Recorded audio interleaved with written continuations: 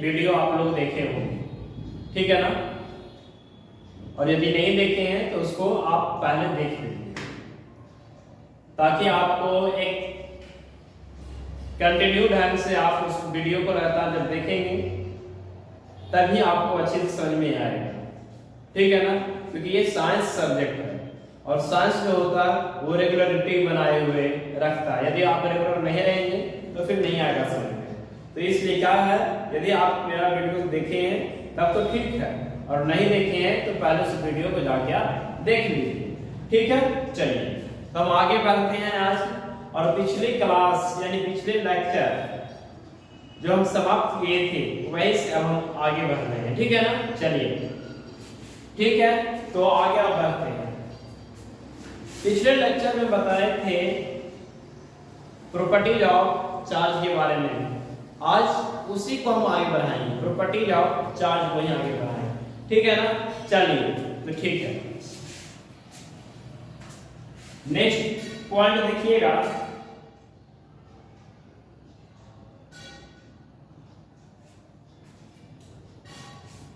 Point ये है आपका कि जिस तरीके से बॉडी का जो मास होता है स्पीड पे डिपेंड करता है, ठीक है ना।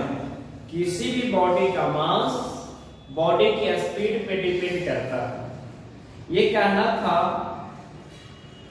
आइंस्टाइन का, उन्होंने दिया था थ्योरी, एक थ्योरी ऑफ रिलेटिविटी। उसमें आइंस्टाइन ने बोले कि जो मास होता है वो बॉडी की स्पीड पे डिपेंड करता है, ठीक है ना। तो मास जो है बॉडी के स्पीड पे डिपेंड करेगा, लेकिन चार्ज जो होता है वह स्पीड पे डिपेंड नहीं करता। चार्ज स्पीड पे डिपेंड नहीं करता। तो यहां पे लिखेंगे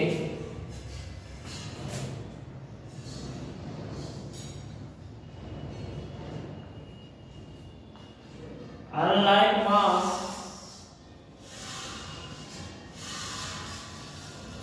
charge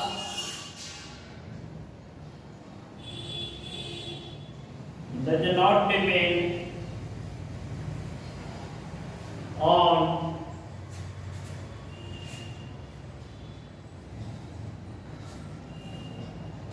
the speed of the body, the speed of the body। चलिए अब हम आगे बढ़ते हैं स्पेसिफिक चार्ज की ओर। किसकी ओर? स्पेसिफिक चार्ज की ओर। एक पॉइंट और करना है हम लोगों को, specific charge.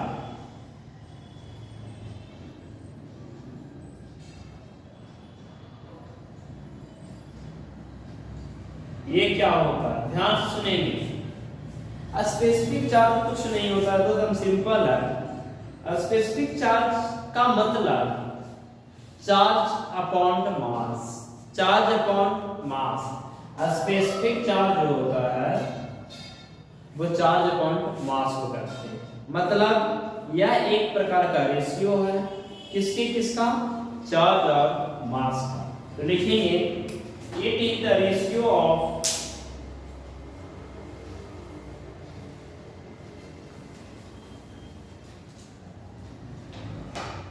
it is the ratio of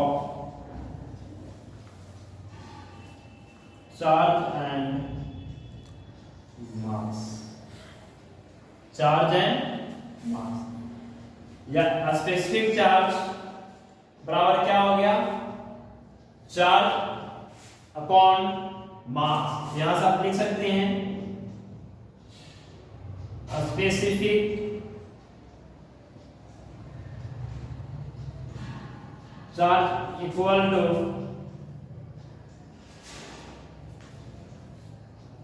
charge upon mass, ठीक है ना। चार्ज अपॉन मास।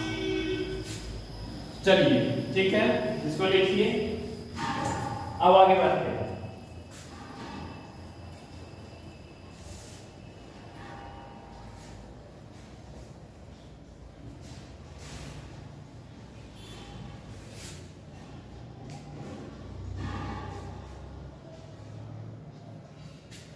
लिख लिए थे चलिए अब आपसे कोई क्वेश्चन पूछेगा। क्वेश्चन क्या रहेगा? क्वेश्चन ये रहेगा कि दो वस्तु है, दो ऑब्जेक्ट है। कितने ऑब्जेक्ट? दो ऑब्जेक्ट है और एक मूव कर रहा, एक रुका हुआ। तो बताइए उन दोनों का स्पेसिफिक चार्ज में क्या रिलेशन होगा? ठीक है, देखिएगा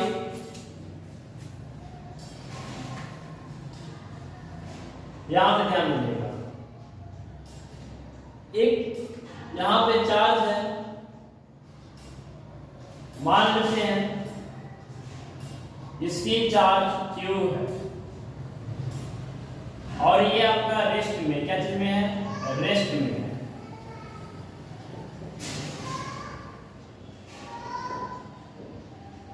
ठीक है ना, ये आपका एक चार्ज है जिसका नाम Q दे दिए जो कि रेस्ट में है। अब यही चार्ज को हम क्या कर दिए? मूव करवाने लगे। सेम चार्ज को अब क्या करवा दिए? मूव करवा दिए, यानी इसके पास अब वेलोसिटी आ गया। क्या आ गया? वेलोसिटी आ गया। तो वेलोसिटी आ गया, तो वेलोसिटी आने से जानते हैं वही चार्ज का मास बढ़ जाता है। थ्योरी ऑफ रिलेटिविटी के अनुसार बॉडी का मास इंक्रीज कर जाता है यदि उसके पास वेलोसिटी आ जाए तो। किस फार्मूला से? हम फार्मूला यहाँ पे लिख देते हैं, m equal to m not upon under root 1 minus v square by c square. इस फार्मूला के अनुसार बॉडी का मास होता है वेलोसिटी से के साथ वैरी करता है। ठीक है, तो ये फार्मूला 11th का चीज है। अब चलिए देखिए, यहाँ पे हमारा चार्ज हो गया, तो ये वेलोसिटी है, तब इसका मास जो होता है वो इंक्रीज कर जाता है। क्या कर जाता है? इंक्रीज कर जाता है। आपको पूछेगा कि बताइए एसपी मतलब स्पेसिफिक चार्ज रेस्ट का क्या होगा? तो कहेंगे स्पेसिफिक चार्ज बराबर होता क्या है? स्पेसिफिक चार्ज बराबर होता है चार्ज अपॉन मास। मान लेते हैं मास m है, तो चार्ज अपॉन मास q बटा m हो गया। चलिए अब आते हैं स्पेसिफिक चार्ज कब?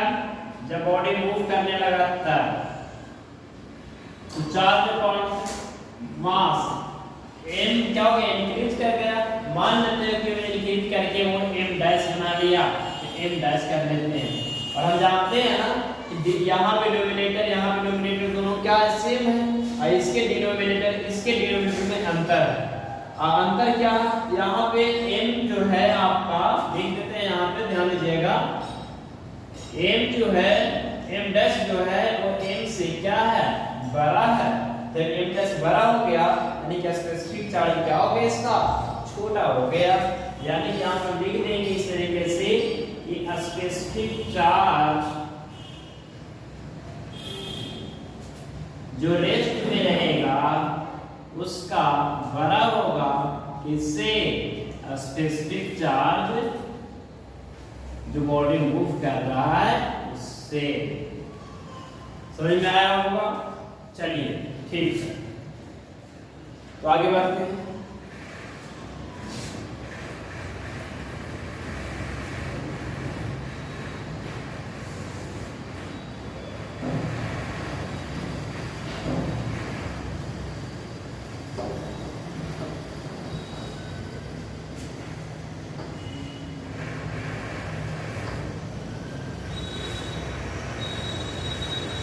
चलिए अब हम आगे बढ़ते हैं और हम आपको ये बताते हैं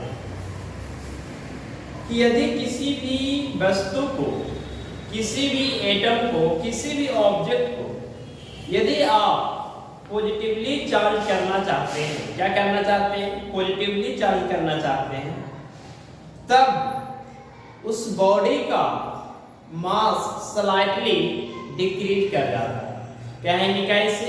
ऐसे देखिएगा, यदि कोई एक ऑब्जेक्ट हुआ, कोई एटम हुआ, तो ये पॉजिटिवली चार्ज कब होता है? हम पहले बता दिए हैं आपको पॉजिटिवली चार्ज तब होता है जब इससे इलेक्ट्रॉन हम क्या करते हैं, इजेक्ट करवाते हैं, इससे इलेक्ट्रॉन निकलवाते हैं, तब जाके पॉजिटिवली चार्ज हो जाता है। तो बताइए इलेक्ट्रॉन निकलेगा तो क्या अपना मास छोड़ के निकलेगा कि लेके निकलेगा? लेकर के निकलेगा। अपना मास ये लेके निकलेगा। जैसे आप नानी घर गए अपना बैग वगैरह लेकर के, जब नानी घर से वापस आएंगे तो अपना बैग लेके आएंगे कि छोड़ के आएंगे? लेके आएंगे बैग। तो उसी तरीके से ये जब जाएगा इलेक्ट्रॉन तो अपना मास लेके जाएगा। इसका जो भी अपना मास होता है 9.1 मीटर की पावर माइनस 31 केजी, जो भी है वो क्या करेगा, लेके जाएगा अपना। इसलिए कहा जा रहा है कि जब कोई किसी वस्तु को आप पॉजिटिवली चार्ज करेंगे तब उसका मास जो होता है स्लाइटली डिक्रीज कर जाता है, क्योंकि पॉजिटिव मतलब इलेक्ट्रॉन गया तो मास भी गया, यानी कि स्लाइटली उसका मास क्या हो जाता है, डिक्रीज कर जाता है। चलिए, और नेगेटिव में क्या होगा, इलेक्ट्रॉन की संख्या बढ़ता है, इलेक्ट्रॉन गया मतलब मास बढ़ गया। ठीक है ना, इसी बात को हम लिखते हैं। चलिए,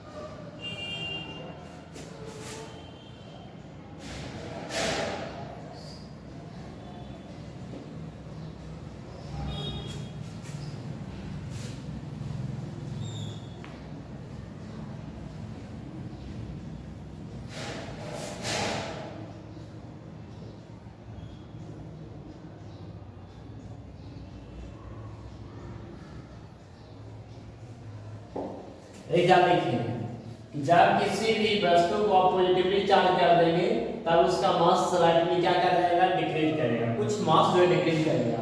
but this mass ignoring bye mathematical, लेकिन उसे मैथमेटिकल इसको क्या कर देते हैं, इग्नोर कर देते हैं। क्यों? क्योंकि मैथ के अनुसार जब जोड़ेंगे घटाएंगे तो कोई फर्क पड़ने वाला नहीं है, क्योंकि 10 की पावर माइनस 31 होता, बहुत छोटा होता, लेकिन कमेगा लेकिन कोई इफेक्ट प्रभाव हमको नहीं कर पाएगा। ठीक है, चलिए अब आगे आते हैं।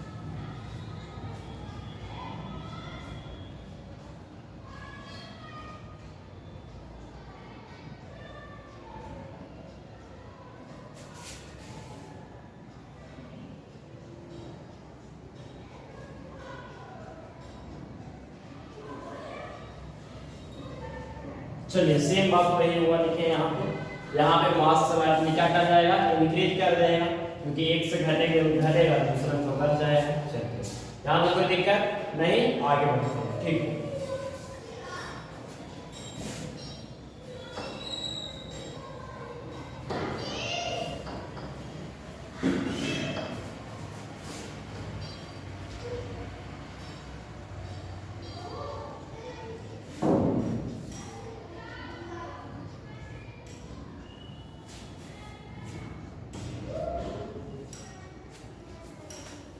आई होप आपको यहाँ समझ में आया होगा। अब हम नेक्स्ट पॉइंट की ओर बढ़ते हैं। ठीक है ना, चलिए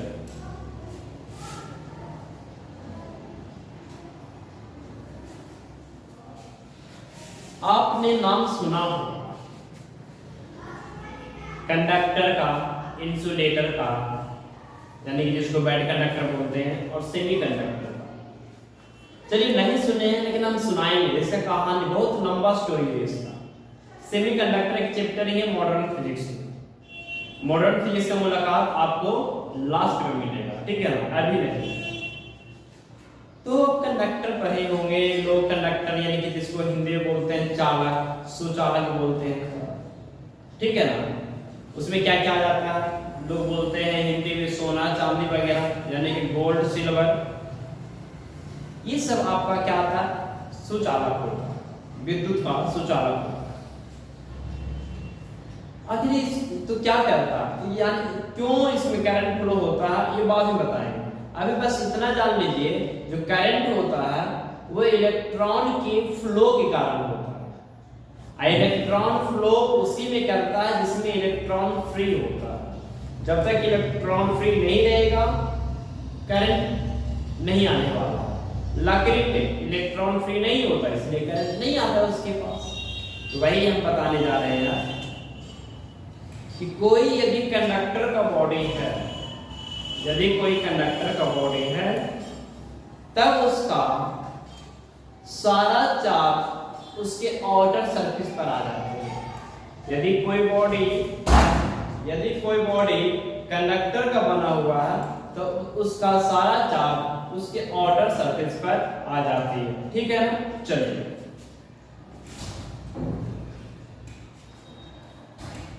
तो लिखते हैं,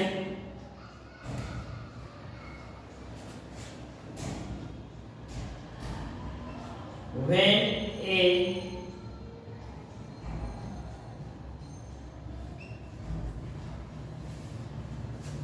conducting body charge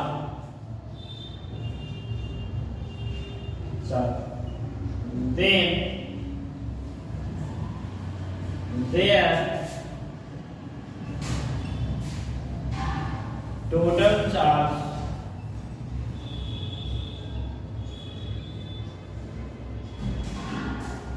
present its outer surface,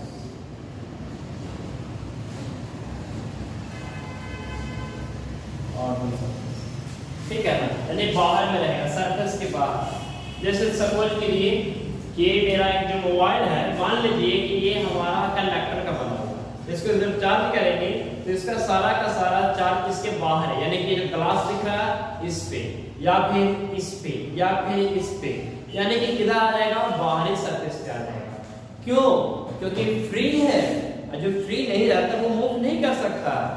जैसे दो फ्रेंड हैं, एक फ्रेंड ए और बी, मान लीजिए ए जो है वो फ्री है, बी फ्री नहीं है, बी अपने पेरेंट्स के साथ रह रहा है। ए कहेगा बी को चलो तो वो नहीं जाएगा क्योंकि वो बंधा हुआ है। यदि बी बोलेगा ए के चलो तुरंत चलेगा क्योंकि वो फ्री है। जब फ्री है तो जब चलेगा तब करंट आएगा, जिसमें करंट चला, जिसमें करंट आया वो कंडक्टर कहला जाता है, ठीक है। चलिए तो वह बोले in conducting body charge then their total charge present its outer surface, तब उसका टोटल चार्ज कहां पे आ जाता है, उसके आउटर सरफेस पे आ जाता है, ठीक है। चलिए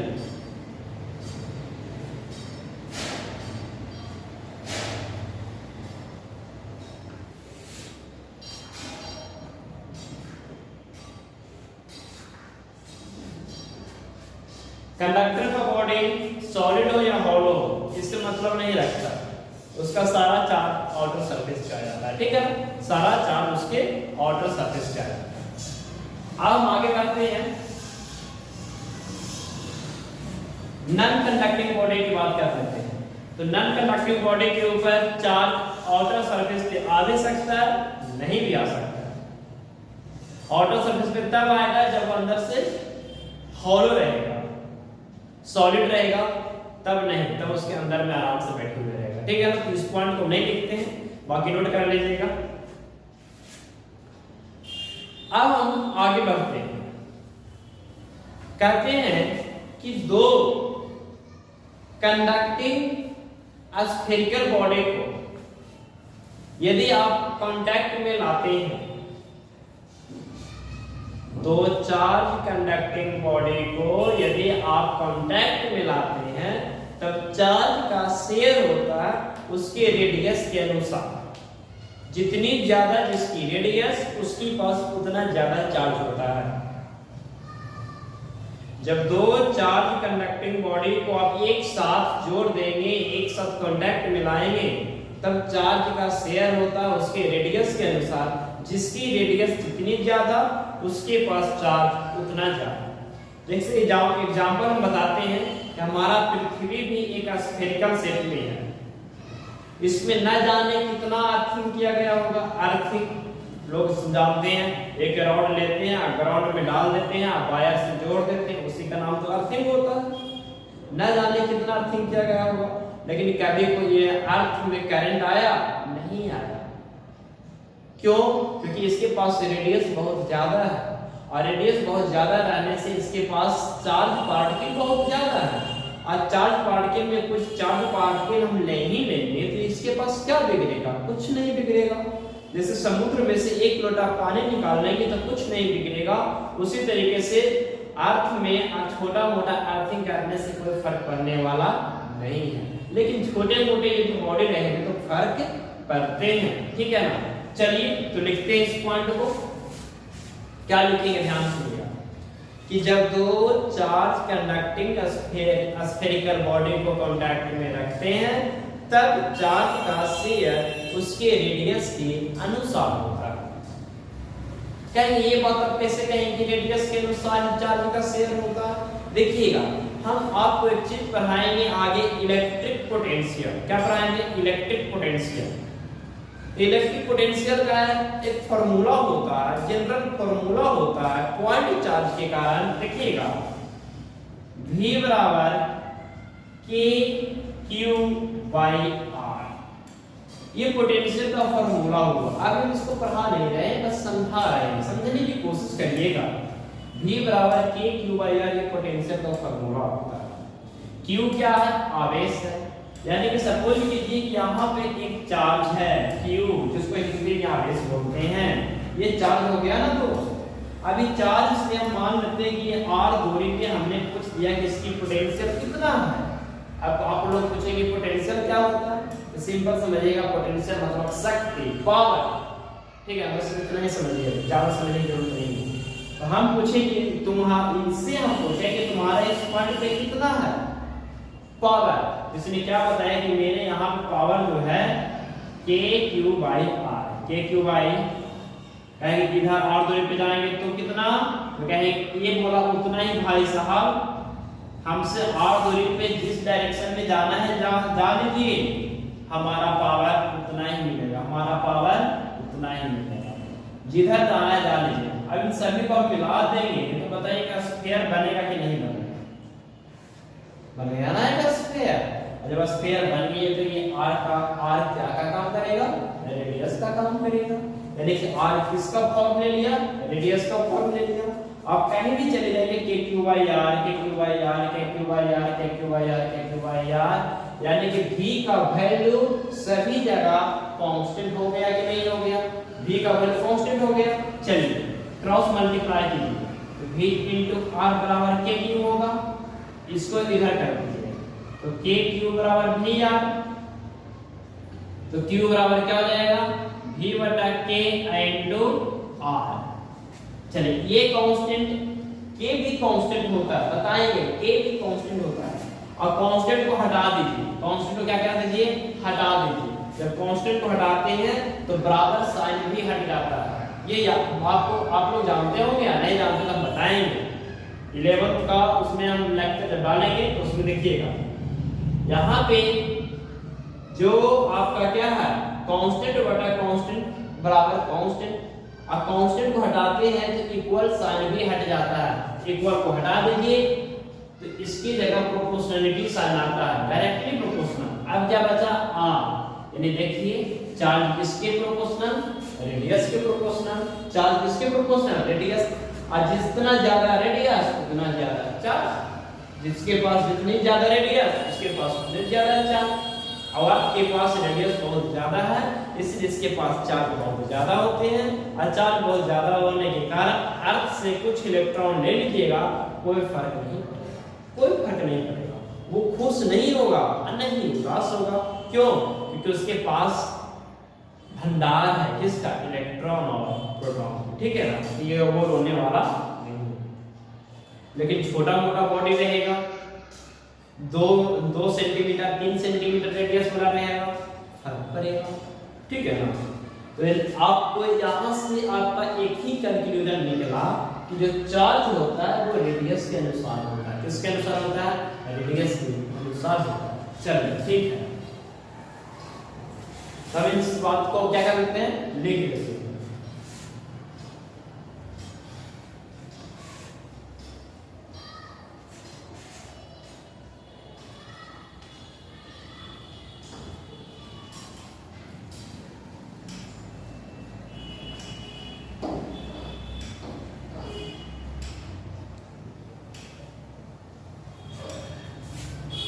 देखिए क्या लिखे,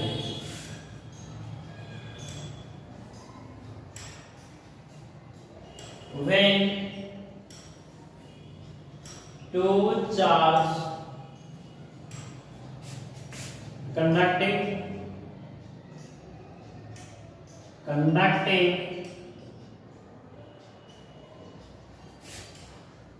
a spherical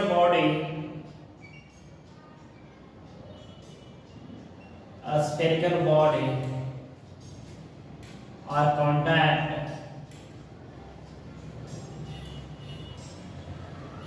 when two charge conducting a spherical body or contact, then share of charge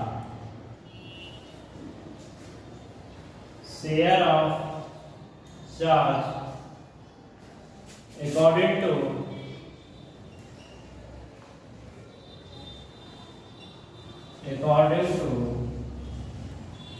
their radius.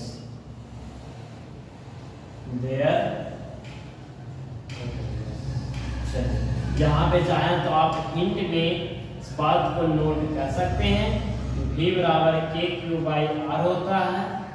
V constant होगा, अभी बताएं तो V इंटू R बराबर KQ हो गया, तो KQ बराबर क्या हो गया? V इंटू R, तो Q बराबर क्या हो गया? V बटा K इंटू R, कांस्टेंट बटा कांस्टेंट, कांस्टेंट घटाते हैं तो इक्वल साइन भी हट जाता है, प्रोपोर्शनलिटी साइन आ जाता है, यानी कि चार्ज जो है किसके प्रोपोर्शनल होगा? R, और R क्या हो जाता है? रेडियस हो जाता है। ठीक है ना, चलिए कोई दिक्कत नहीं, यानी कि जिसके पास जितना ज्यादा रेडियस उसके पास उतने ज्यादा क्या हो जाता है? चार्ज आ जाता है। ठीक है ना, एक क्वेश्चन देखते हैं इसमें।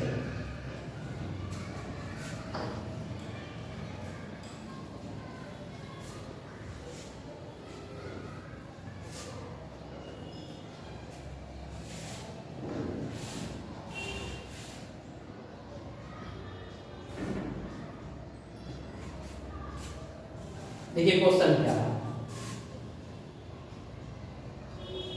कहता है, ये नीट का क्वेश्चन है। ठीक है ना, नीट का क्वेश्चन है, कहता है 2 charge spherical body,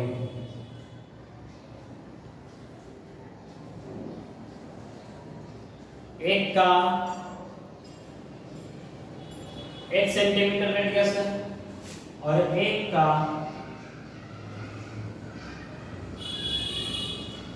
4 centimetre radius है।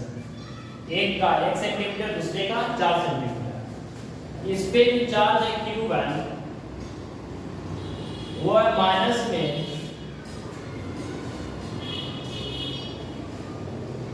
मान लेते हैं 1 कूलम। कितने कूलम? माइनस में 1 कूलम। इसके ऊपर जो चार्ज है मान लेते हैं +5 कूलम। क्या है? +5 कूलम। तो क्या कहता है कि बताइए जब दोनों को कांटेक्ट में लाएंगे तो कांटेक्ट में लाने के बाद कितना दोनों के ऊपर चार्ज हो जाएगा। समझ में आया कि नहीं आया?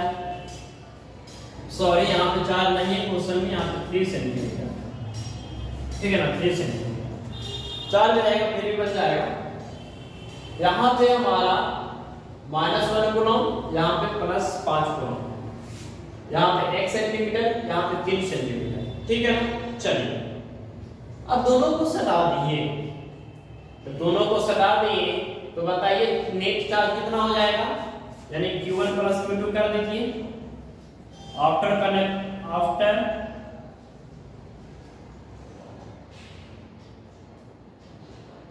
कॉन्टैक्ट, ठीक है ना। चलिए नेट चार्ज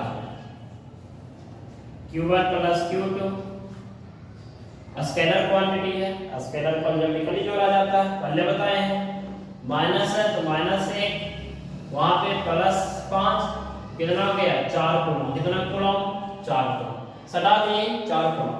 अब दोनों के पास रेडियस कितना है, एक के पास 1, एक के पास 3, तो 3 और 1 कितना हो गया 4 सेंटीमीटर, कितना सेंटीमीटर 4 सेंटीमीटर। आपके पास 4 में कितना है 4, तो 4 में एक हिस्सा ये लेगा, एक हिस्सा ये लेगा, यानी कि फाइनली क्या हो जाएगा आपका, फाइनली जो 1 सेंटीमीटर वाला जो बॉडी है उसके पास -x से क्या हो जाएगा +1 हो जाएगा। Q1 डैश अब बन गया +1 कूलम बन गया। क्यों? क्योंकि नेट चार्ज कितना बचा 4 कूलम, दोनों को सटा देंगे तो कितना हुआ 4 कूलम। अब 4 कूलम में दोनों मिलके बंटवारा करेगा। आगे क्या करेगा, जो कर्जा था वो कर्जा दे दिया, आगे कर्जा जो था वो कर्जा दे दिया, उसके बाद जो बचा हुआ है उसमें अब दोनों बांटेगा। अब बांटेगा किसके अकॉर्डिंग, रेडियस के अकॉर्डिंग, रेडियस के अकॉर्डिंग। जिसको देखा जा रहा है कि इसमें 1 है तो 1 हिस्सा मिलेगा, इसमें 3 है तो इसका 3 हिस्सा मिलेगा, तो इसका 1 हिस्सा कितना होगा 1 और 3 हिस्सा कितना होगा 3 होगा।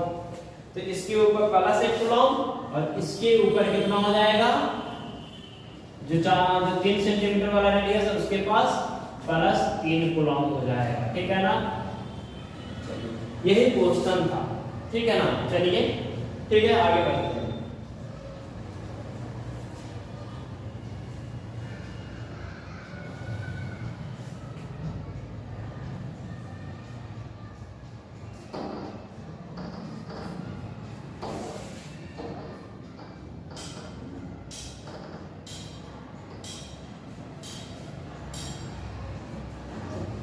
अब क्या हुआ, अब किसी ने पूछ दिया कि सर किसी भी चार्ज पार्टिकल के ऊपर कुल कितना चार्ज पॉसिबल हो सकता है,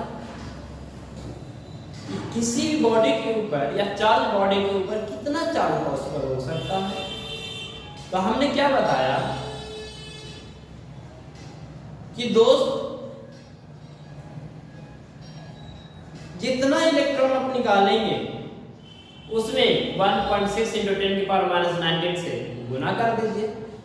हम आपको बताए होंगे कि एक इलेक्ट्रॉन के ऊपर जो चार्ज होता है वो -1.6 × 10⁻⁻⁹ कूलम होता है, और एक प्रोटॉन के ऊपर जो आवेश होता है चार्ज होता है वो +1.6 × 10⁻⁹ कूलम होता है। चलिए देख लीजिए, पहले नहीं देखे होंगे देख लीजिएगा, इसमें बता देते हैं। एक इलेक्ट्रॉन पे इतना चार्ज, एक प्रोटॉन पे कितना चार्ज होगा। माइनस प्लस जो होता है दोस्त उसके नेचर को रिप्रेजेंट करता है, ना समझिए तो वो उतना कट लिए हुए, बल्कि माइनस मतलब इलेक्ट्रॉन को रिप्रेजेंट करता है, नॉट नेगेटिव, ठीक है ना। चलिए अब क्या है, किसी ने पूछ दिया कि किसी वस्तु के ऊपर कितना चार्ज हो सकता है, कहेंगे जितना इलेक्ट्रॉन निकालेंगे उतना चार्ज बढ़ेगा। देखिए यानी कि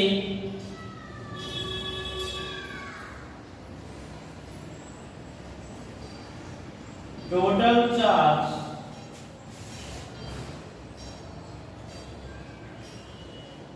present on any body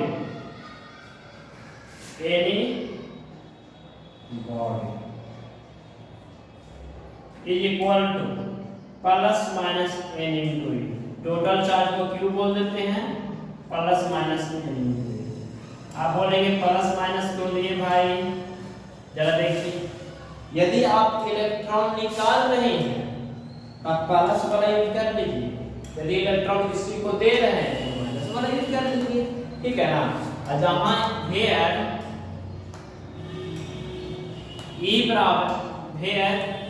ई बराबर आपको लेना है 1.6 × 10⁻⁻19 कूलम लेना है, और n जो है वो नंबर ऑफ इलेक्ट्रॉन को रिप्रेजेंट करेगा, नंबर ऑफ इलेक्ट्रॉन कितना आप निकाल रहे हैं, ठीक है ना। तो नंबर ऑफ रिमूविंग और एडिंग इलेक्ट्रॉन, और एडिंग